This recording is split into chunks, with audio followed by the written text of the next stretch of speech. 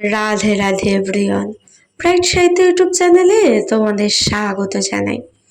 Madam and student love story part 2, লেখিকা গল্পের রানী, কণ্ঠে SM। যারা যারা আগের পার্ট শোনোনি গিয়ে শুনে আসতে পারো, আশা করি ভালো লাগবে। প্রাইড সাহিত্য ইউটিউব চ্যানেলে নতুন হয়ে থাকলে চ্যানেলটিকে সাবস্ক্রাইব করে বেল আইকনটি প্রেস করে রেখো। কিছু ভুল ত্রুটি হলে ক্ষমা করে দিও। তো চলো বেশি কথা না বলে গল্প শুরু করি। কিছুক্ষণ পরে অপারেশন থিয়েটারের দরজা আবার খুলল। ডাক্তার বাইরে এসে বললেন, অপারেশন সফল হয়েছে, আপাতত বিপদ কেটে গেছে। করিডোরে দাঁড়িয়ে থাকা সবাই একটু স্বস্তির নিঃশ্বাস ফেলল। কিন্তু ডাক্তার আবার বললেন, তবে একটা বিষয় আছে, আগামী 24 ঘন্টার মধ্যে যদি জ্ঞান না ফেরে তাহলে নিশ্চিত করে কিছু বলা যাবে না। এই কথা শুনে অনন্য ম্যামের বুকটা আবার ভারী হয়ে গেল। তিনি চুপচাপ চেয়ারে বসে পড়লেন। কিছুক্ষণ পরে তিনি নয়নকে জিজ্ঞেস করলেন, নয়ন, আরোহীর বাড়িতে কি খবর দিয়েছ? নয়ন একটু অস্বস্তি নিয়ে বলল, ম্যাম, আসলে ওর বাড়িতে এখন কেউ নেই। ঠিক তখন ঋদ্ধি বলল, ওর বাবা এখন দেশের বাইরে আর ভাই বোন অন্য শহরে থাকে, তাই আসতে একটু সময় লাগবে। অনন্য অবাক হয়ে জিজ্ঞেস করলেন, ওর মা? কিছুক্ষণ নীরবতা নেমে এলো। তারপর নয়ন ধীরে ধীরে বলল, ম্যাম, আমরা যখন ক্লাস 5-এ পড়তাম তখন একটা বড় রোড অ্যাক্সিডেন্ট হয়েছিল।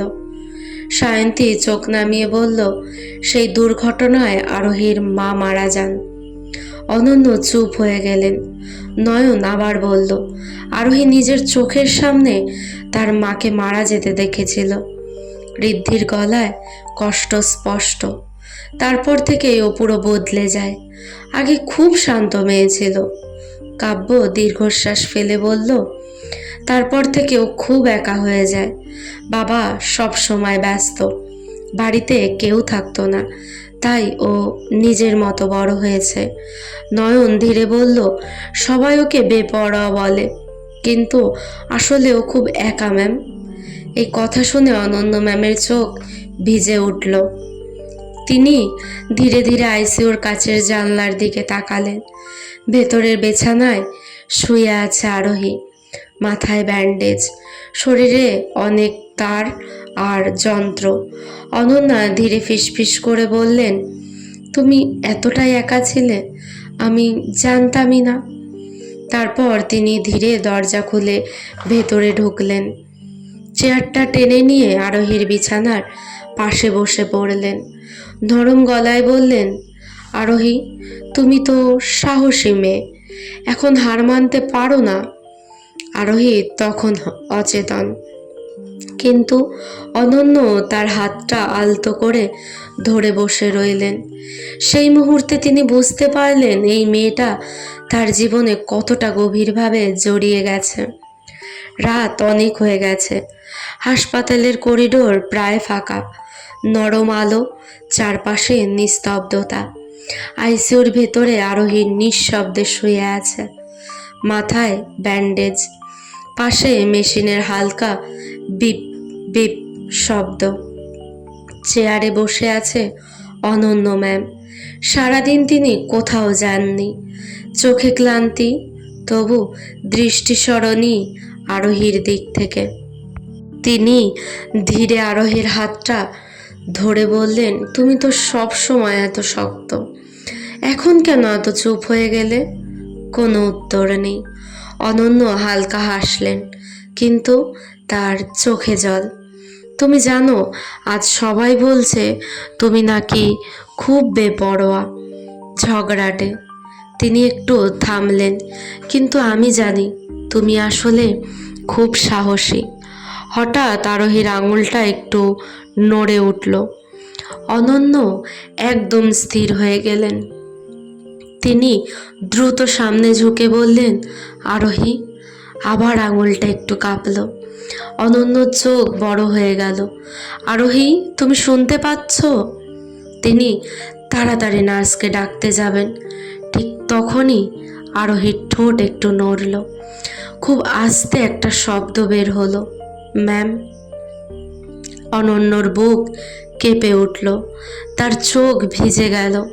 তিনি তাড়াতাড়ি আরোহীর হাতটা শক্ত করে ধরে বললেন, আমি এখানেই আছি, তুমি ভয় পেও না। কিন্তু কয়েক সেকেন্ড পর আবার আরোহী শান্ত হয়ে গেল। মেশিনের শব্দ আগের মতোই চলতে লাগলো। নার্স এসে চেক করে বলল, ম্যাম, এটা ভালো লক্ষণ, হয়তো ধীরে ধীরে জ্ঞান ফিরবে।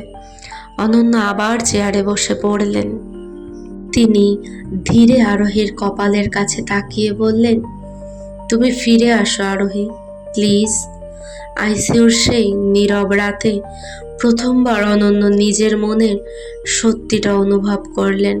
তিনি শুধু একজন শিক্ষিকা হয়ে আরোহীর পাশে বসে নেই, তার ভয় হচ্ছে যদি এই মেয়েটাকে হারিয়ে ফেলেন। সকাল হয়ে গেছে। হাসপাতালের জানলা দিয়ে নরম রোদ আইসিইউর ভেতরে ঢুকছে। সারা রাত জেগে অনন্য ম্যাম এখনো আরোহীর পাশের চেয়ারে বসে আছেন। ক্লান্তিতে কখন যে তার চোখ লেগে গিয়েছিল তিনি নিজেও বুঝতে পারেননি। হঠাৎ মেশিনের শব্দ একটু দ্রুত হলো।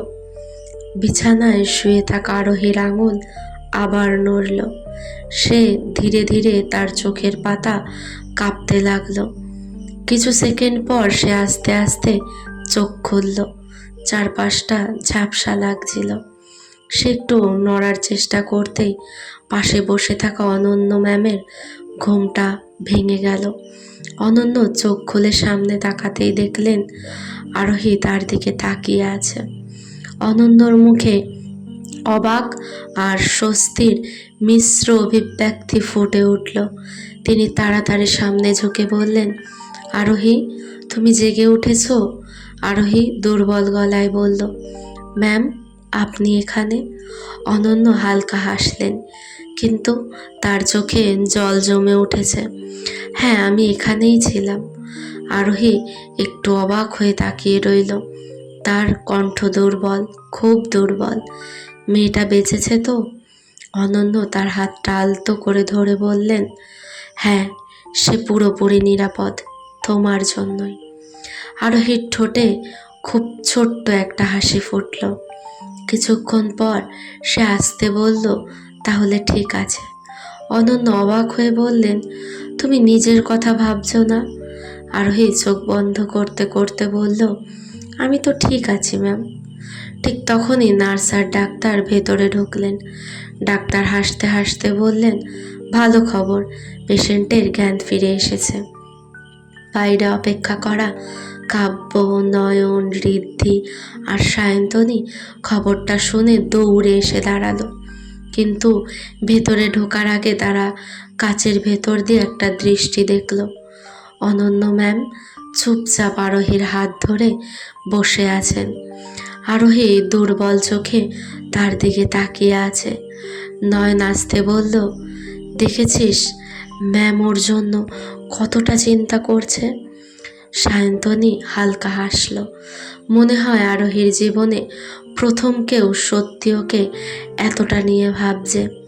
আর সেই মুহূর্তে আরোহীও মনে মনে অনুভব করলো তার জীবনে কেউ একজন আছে যে সত্যিই তার পাশে থাকে। সকাল গড়িয়ে একটু দুপুর। হাসপাতালের করিডোরে আবার একটু ভিড় হয়েছে। কাব্য, নয়ন, ঋদ্ধি আর সায়ন্তনী বাইরে বসে আছে। আইসিইউর ভেতরে আরোহী এখন জেগে আছে, যদিও খুব দুর্বল। পাশের চেয়ারে বসে আছেন অনন্য ম্যাম। ঠিক তখনই করিডোর দিয়ে দ্রুত হাঁটতে হাঁটতে একজন মানুষ এসে দাঁড়ালো। সে হলো অর্ণব মুখার্জি। সে একটু চিন্তিত গলায় বলল, অনন্য। অনন্য ঘুরে তাকালেন।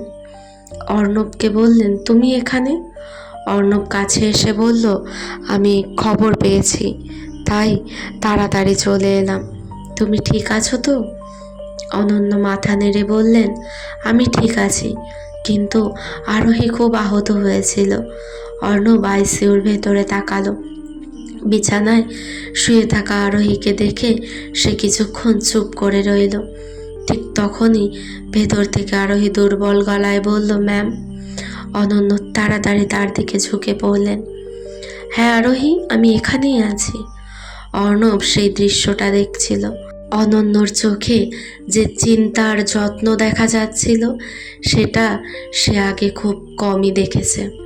কিছুক্ষণ পরে অর্ণব আসতে বলল, তুমি সারা রাত এখানেই ছিলে? অনন্য মাথা নাড়লেন, হ্যাঁ।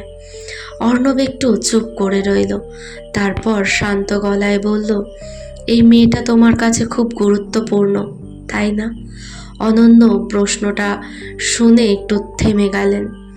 তিনি সঙ্গে সঙ্গে কোনো উত্তর দিতে পারলেন না। আইসিইউর ভেতরে তখন আরোহী আধখোলা চোখে তাদের কথাবার্তা দেখছিল। তার মনে একটা অদ্ভুত অনুভূতি হচ্ছিল। সে জানে অনন্যর জীবনে ইতিমধ্যেই একজন আছে, আর বাইরে দাঁড়িয়ে থাকা অর্ণবও বুঝতে শুরু করেছে অনন্য আর আরোহীর মধ্যে সম্পর্কটা শুধু শিক্ষক ছাত্রীর সীমায় আটকে নেই। হাসপাতালের সেই নীরব মুহূর্ত, গল্পটা যেন নতুন এক জটিল মোড় নিতে শুরু করলো। 2 দিন পরে ডাক্তার বললেন পেশেন্ট এখন বিপদমুক্ত, তবে কয়েকদিন বিশ্রাম দরকার। এই খবর শুনে নয়ন, কাব্য, ঋদ্ধি আর সায়ন্তনী সবাই স্বস্তির নিঃশ্বাস ফেলল। আরোহীও একটু ভালো বোধ করছিল, যদিও এখনো খুব দুর্বল। ডাক্তার জিজ্ঞেস করলেন, তোমার বাড়ি থেকে কেউ এসেছে? আরোহী একটু চুপ করে রইল, তারপর বলল, না, আমি বাড়ি চলে যাব। অনন্য তখন পাশে দাঁড়িয়েছিলেন। তিনি শান্ত গলায় বললেন, আমি তোমাকে বাড়ি পৌঁছে দেব। কিছুক্ষণ পরে হাসপাতালের গাড়িতে করে তারা আরোহীর বাড়ির দিকে রওনা দিল। গাড়ি বড় গেটের সামনে এসে থামল। গেট খুলতেই আবার সেই বিশাল বাড়িটা চোখে পড়ল, কিন্তু ভেতরে ঢুকতেই অনন্য একটু থমকে গেলেন। বাড়িটা বড় দামি, কিন্তু চারপাশে অদ্ভুত অগোছালো অবস্থা। সোফার ওপর কাপড় ছড়িয়ে আছে, টেবিলে পুরনো বই, কফির কাপ, কিছু ফাইল এলোমেলো। মনে হচ্ছিল অনেক দিন কেউ ঠিক করে গুছিয়ে রাখেনি। অনন্য অবাক হয়ে চারপাশে তাকালেন। আরোহী হালকা হাসল। দেখলেন তো ম্যাম আমার বাড়ি? অনন্য ধীরে বললেন, এত বড় বাড়ি, তুমি কিন্তু এখানে একাই থাকো? আরোহী কাঁধ ঝাঁকালো, হ্যাঁ, ছোটবেলা থেকেই অভ্যাস হয়ে গেছে। তার গলায় যেন একটু ফাঁকা শোনালো। ঠিক তখন দারোয়ান ভেতরে এসে বললেন, ম্যাডাম, আপনার জন্য ডাক্তার কি কিছু বলেছে? আরোহী বলল, কিছুদিন বিশ্রাম। তারপর অনন্যর দিকে তাকিয়ে বলল, আপনি চাইলে এখন যেতে পারেন ম্যাম, আমি ঠিক আছি। অনন্য কিছুক্ষণ চুপ করে থাকলেন। তার চোখে আবার সেই একাকী বাড়িটা পড়ছিল। বড় বাড়ি, অনেক ঘর, কিন্তু কোথাও মানুষের উষ্ণতা নেই। তিনি ধীরে বললেন, না, আমি একটু থাকবো। আরোহী অবাক হয়ে তাকালো। অনন্য হালকা হাসলেন, তুমি এখন অসুস্থ, তোমাকে একা রেখে যাওয়া ঠিক হবে না। সেই মুহূর্তে আরোহীর মনে হলো এই বিশাল ফাঁকা বাড়িতে অনেক দিন পরে কেউ সত্যি তার জন্য থাকতে চাইছে, আর তার মুখে অজান্তেই ছোট্ট একটা হাসি ফুটে উঠল। অনন্য চারপাশে তাকিয়ে আবার জিজ্ঞেস করলেন, তোমার বাড়িতে কাজের লোক নেই? এত বড় বাড়ি। আরোহী ফোনে তাকিয়ে বলল, আছে ম্যাম, কিন্তু আমি তো বেশিরভাগ সময় বাড়িতে থাকি না, খাওয়া দাওয়াও বাইরে করি, তাই তাদের ছুটি দিয়ে রেখেছি। যখন ভাইয়া বা বোনেরা আসে তখন আবার ডেকে নেই। অনন্য মাথা নাড়লেন, তোমার রুম কোনটা? ওপরে। আরোহী তখনও ফোনে কিছু দেখছিল। হঠাৎ ওপরে থেকে অনন্যর গলা ভেসে এলো, আরোহী। আরোহী চমকে উঠল, সর্বনাশ, ম্যাম আমার রুমে চলে গেছে। সে তাড়াতাড়ি সিঁড়ি বেয়ে উপরে উঠল। রুমে ঢুকেই তার মুখের রং বদলে গেল। ঘরের টেবিলে আর মেঝেতে ছড়িয়ে আছে ড্রিঙ্কের বোতল, সিগারেট আর নানা রকম নেশার জিনিস। অনন্য চুপচাপ দাঁড়িয়ে সেগুলোর দিকে তাকিয়ে আছে। আরোহী একটু শান্ত গলায় বলল, জি ম্যাম, আমাকে ডাকছিলেন? অনন্য ধীরে জিজ্ঞেস করলেন, এইগুলো কি আরোহী? কিছুক্ষণ চুপ। তারপর অনন্য কঠিন গলায় বললেন, দারোয়ানকে ডাকো আর কাজের মাসিকেও এখানে ডাকো। আরোহী চুপচাপ মাথা নাড়ল। কিছুক্ষণ পর কাজের মাসি এসে গেল। অনন্য বললেন, এইসব পরিষ্কার করতে হবে এখনই। তারপর আরোহীর দিকে তাকিয়ে বললেন, আমি মাঝে মাঝে তোমাদের বাড়িতে আসব, আর যদি বই ছাড়া অন্য কিছু দেখি তাহলে কিন্তু খুব খারাপ হবে। আরোহী কিছু বলল না, শুধু চুপ করে দাঁড়িয়ে রইল। কিছুক্ষণ পরে অনন্য আর কাজের মাসি মিলে পুরো বাড়ির রুমটা পরিষ্কার করে ফেলল। সব নেশার জিনিস সরিয়ে ফেলা হলো। অনন্য হাত ঝেড়ে বললেন, ঠিক আছে, আমি এখন বাড়ি যাচ্ছি। ঠিক তখন কাজের পিসি বলল, মা, একটু হাত মুখ ধুয়ে ফ্রেশ হয়ে গেলে ভালো হতো না? অনন্য হালকা হাসলেন, হ্যাঁ ঠিকই বলেছ। তিনি ওয়াশরুমে গেলেন, মুখ ধুয়ে শাড়ির আঁচলটা ঠিক করছিলেন। ঠিক সেই সময় আরোহী ফোনে ভিডিও দেখতে দেখতে হাত ধোয়ার জন্য ওয়াশরুমে ঢুকে পড়ল। সে খেয়ালই করেনি ভেতরে কেউ আছে। দরজা খুলেই ধাক্কা দিতেই দুজনে একে অপরের সাথে ধাক্কা খেয়ে নিচে পড়ে গেল। এক মুহূর্তের জন্য দুজনে অবাক হয়ে একে অপরের দিকে তাকিয়ে রইল। আরোহী তাড়াতাড়ি উঠে বসে বলল, সরি ম্যাম, আমি খেয়াল করিনি। অনন্য একটু বিরক্ত হলেও শেষে হালকা হাসলেন। তুমি সব কাজই এত তাড়াহুড়ো করো কেন? আরোহী মাথা চুলকে বলল, মনে হয় অভ্যাস হয়ে গেছে। দুজনেই অনেক সেকেন্ড চুপ করে একে অপরের দিকে তাকিয়ে রইল। মুহূর্তটা অদ্ভুত অস্বস্তিকর হলেও কোথাও যেন একটা হালকা উষ্ণতা ছিল। অনন্য ধীরে উঠে দাঁড়ালেন, চলো এবার আমি সত্যি বাড়ি যাই। আরোহী দরজার কাছে দাঁড়িয়ে তাকে যেতে দেখছিল। তার মনে হচ্ছিল এই মানুষটা যেন ধীরে ধীরে তার পুরো জীবনটা বদলে দিচ্ছে। পরের দিন সকালে অনন্য ম্যাম কলেজে পৌঁছালেন। গেট দিয়ে ঢুকতেই তিনি একটু অবাক হয়ে গেলেন। অনেক ছাত্রছাত্রী তাকে দেখেই হাসি মুখে কথা বলছে, কেউ কেউ হাত নেড়ে শুভেচ্ছা জানাচ্ছে। তিনি ঠিক বুঝতে পারছিলেন না কি হয়েছে। কিছুক্ষণ পর অফিস রুমে ঢুকতেই দেখলেন প্রিন্সিপাল, কয়েকজন শিক্ষক আর কিছু ছাত্রছাত্রী সেখানে দাঁড়িয়ে আছে। তিনি ঢুকতেই সবাই একসাথে হাততালি দিতে শুরু করলো। অনন্য অবাক হয়ে বললেন, এটা কি হচ্ছে? প্রিন্সিপাল হাসতে হাসতে বললেন, অনন্য, তুমি খুব বড় একটা কাজ করেছো। আরেকজন স্যার বললেন, তুমি শুধু একজন ছাত্রীকে নয়, এক সুপার হিরোকে বাঁচিয়েছ।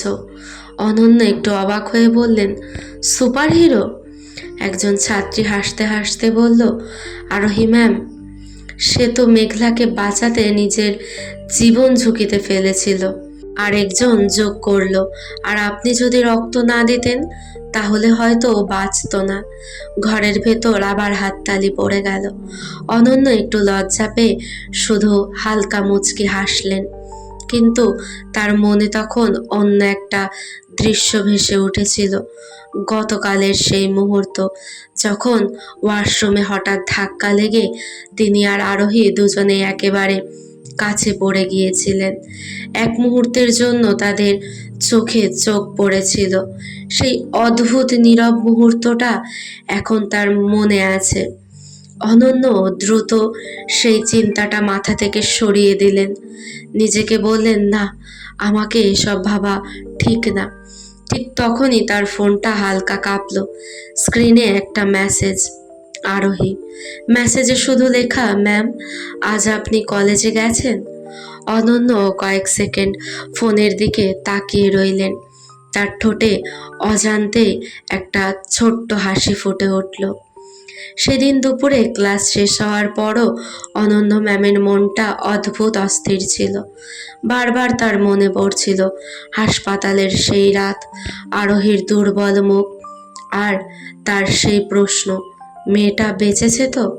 তিনি অবশেষে সিদ্ধান্ত নিলেন কলেজ থেকে বেরিয়ে সরাসরি গাড়ি নিয়ে আরোহীর বাড়ির দিকে রওনা দিলেন। বড় গেটের সামনে গাড়ি থামতেই দারোয়ান অবাক হয়ে বললেন, ম্যাডাম, আপনি আবার এসেছেন? অনন্য হালকা হাসলেন। আরোহী কেমন আছে? দারোয়ান বলল, ওপরে রুমে আছে ম্যাডাম। অনন্য ধীরে ধীরে সিঁড়ি বেয়ে ওপরে উঠলেন। রুমের দরজাটা আধ খোলা ছিল। ভেতরে তাকিয়ে দেখলেন আরোহী বিছানায় আধশোয়া হয়ে ফোনে ভিডিও দেখছে, আর পাশে কয়েকটা বই ছড়িয়ে আছে। অনন্য দরজায় হালকা নক করলেন, ভেতরে আসতে পারি? আরোহী চমকে উঠে তাকালো। ম্যাম, আপনি? তার চোখে সত্যিকারের অবাক আর আনন্দ একসাথে ফুটে উঠল। আপনি এখানে কেন? অনন্য হালকা হাসলেন। দেখতে এলাম তুমি ঠিক আছো কিনা। আরোহী একটু মজা করে বলল, ম্যাম, আপনি না এলে আমি ঠিকই ছিলাম। অনন্য ভ্রু তুললেন। ও তাই নাকি? আরোহী হেসে ফেলল। কিছুক্ষণ দুজনেই চুপচাপ বসে রইল। তারপর অনন্য ধীরে বললেন, তুমি খুব সাহসী কাজ করেছ আরোহী। আরোহী মাথা নাড়ল। আমি শুধু যা ঠিক মনে হয়েছে তাই করেছি। অনন্য কিছুক্ষণ তার দিকে তাকিয়ে রইলেন। তারপর আস্তে বললেন, সবাই তোমাকে বেপরোয়া বলে, কিন্তু আমি জানি তুমি তেমন না। আরোহী কয়েক সেকেন্ড চুপ করে রইল। তারপর একটু নিচু গলায় বলল, ম্যাম, কেউ কখনো আমাকে এভাবে বলেনি। ঘরের ভেতর আবার নীরবতা নেমে এলো। বাইরে হালকা বাতাসে জানলার পর্দা নড়ছিল। অনন্য বুঝতে পারছিলেন এই বেপরোয়া মেয়েটার ভেতরে আসলে কতটা একাকিত্ব লুকিয়ে আছে। আর সেই মুহূর্তে তাদের দুজনের মধ্যে অদ্ভুত একটা নীরব বোঝাপড়া তৈরি হলো। সন্ধ্যার আলো ধীরে ধীরে আরোহীর ঘরের জানলা দিয়ে ভেতরে ঢুকছিল। অনন্য ম্যাম চুপচাপ বসে আছেন, আর আরোহী বিছানায় হেলান দিয়ে বসে আছে। হালকা নীরবতা। ঠিক তখনই অনন্যর ফোন বেজে উঠল। স্ক্রিনে নামটা দেখে তিনি একটু থেমে গেলেন। অর্ণব। অনন্য ফোনটা নিয়ে বারান্দায় চলে গেলেন। হ্যালো। ওপাশ থেকে অর্ণব বলল, অনন্য, তুমি কোথায়? একটা ছাত্রীর বাড়িতে, ও একটু অসুস্থ। অর্ণব কিছুক্ষণ চুপ থেকে বলল, তুমি জানো আমাদের বিয়ের তারিখও ঠিক হয়ে গেছে? অনন্য ধীরে বললেন, হ্যাঁ জানি। কথা শেষ করে তিনি ফোনটা রেখে দিলেন। কিন্তু তার মনে তখন অনেক পুরনো স্মৃতি ভেসে উঠছিল। কয়েক বছর আগে তার ছোট ভাইয়ের ভয়ঙ্কর এক দুর্ঘটনা হয়েছিল। 2 বছর হাসপাতালে থাকতে হয়েছিল তাকে। অপারেশন, ওষুধ, চিকিৎসা সব মিলিয়ে তার পরিবার প্রায় ভেঙে পড়েছিল। ঠিক তখনই অর্ণবের পরিবার সাহায্যের হাত বাড়িয়েছিল। তারা বড় অঙ্কের টাকা দিয়েছিল, প্রায় 20 লাখ টাকা। কিন্তু সেই সাহায্যের একটা শর্ত ছিল, ভবিষ্যতে অর্ণবকে বিয়ে করতে হবে।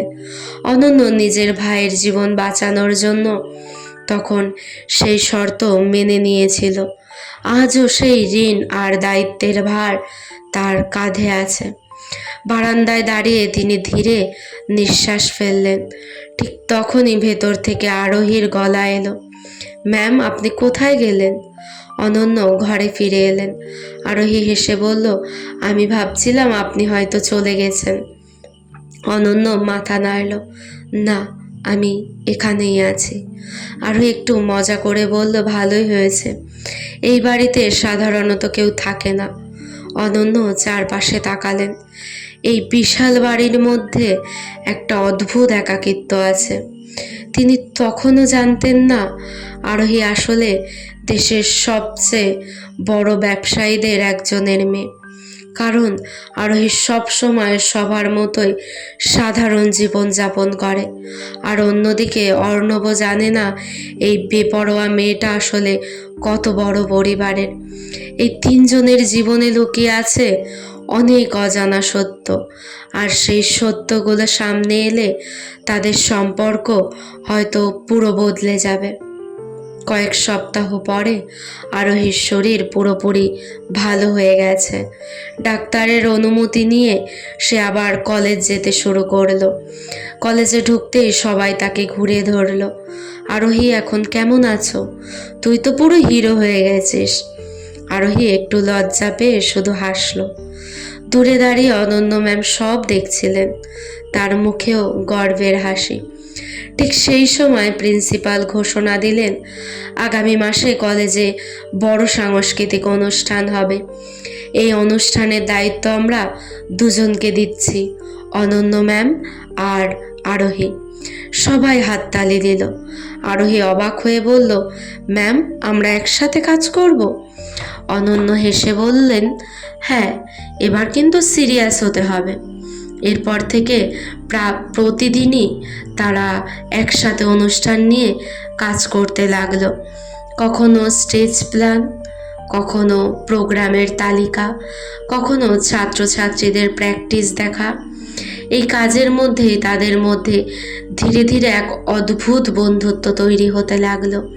কখনো ক্যান্টিনে বসে আলোচনা, কখনো লাইব্রেরিতে একসাথে কাজ। এই সময়গুলোতে দুজনেই একে অপরের সাথে অনেকটা সময় কাটাতে লাগলো। কিন্তু অন্যদিকে একটা সমস্যা বাড়ছিল। অর্ণব এখন প্রায় অনন্যর সাথে খারাপ ব্যবহার করতে শুরু করেছে। যেখানে অনন্যকে পায় সেখানেই বিরক্তিকর সুরে কথা বলে। একদিন ফোনে বলল, তুমি এখন কলেজ আর ছাত্রছাত্রী নিয়েই বেশি ব্যস্ত হয়ে গেছো মনে হয়। অনন্য শান্ত গলায় বললেন, আমি তো আমার কাজই করছি। অর্ণব ঠান্ডা গলায় বলল, আমাকে ভুলে যেও না অনন্য। এদিকে অনন্যর নিজের পরিবারও অনেক কষ্টের মধ্যে আছে। অনন্যর বাবার নাম শুভাশিস সেন। আগে তিনি এক ছোট ব্যবসা চালাতেন। মা মালতী সেন, তিনি গৃহিণী। অনন্যর দুই ভাই আছে। ছোট ভাই অমিত সেন, সে সেই ভয়ঙ্কর দুর্ঘটনার পরে অনেক দিন হাসপাতালে ছিল। আর বড় ভাই অরিন্দম সেন, সে এখন একটা প্রাইভেট কোম্পানিতে চাকরি করে এবং পরিবারের অনেক দায়িত্ব সামলায়। কয়েক বছর আগে অনন্যর বাবার একটা বড় মিল ছিল, কিন্তু ঋণার সমস্যার কারণে অর্ণব সেই মিলটা নিজের নামে করে নেয়। তারপর থেকে অনন্যর বাবা প্রায় বাড়িতেই থাকে। এই সব দায়িত্ব আর অতীতের ঋণের কারণে অনন্য এখনো সে বিয়ে ভাঙার সাহস পায় না। কিন্তু কলেজে যখনই সে আরোহীর সাথে সময় কাটায়, তার মনে হয় জীবনটা হয়তো অন্যরকমও হতে পারত। আর আরোহীও বুঝতে শুরু করেছে অনন্য শুধু তার শিক্ষক না, তার জীবনের খুব গুরুত্বপূর্ণ একজন মানুষ। কেমন লাগছে তোমাদের গল্পগুলো? কমেন্ট করে জানিও। ভালো লাগলে লাইক, কমেন্ট এবং শেয়ার করে দিও। আর এমন সুন্দর সুন্দর রোম্যান্টিক গল্প পেতে ব্রাইট সাহিত্য ইউটিউব চ্যানেলকে সাবস্ক্রাইব করতে হবে। জলদি গিয়ে সাবস্ক্রাইব করে এসো। নেক্সট পার্ট খুব তাড়াতাড়ি আসবে। ততক্ষণের জন্য সবাই খুব ভালো থেকো, সুস্থ থেকো। রাধে রাধে।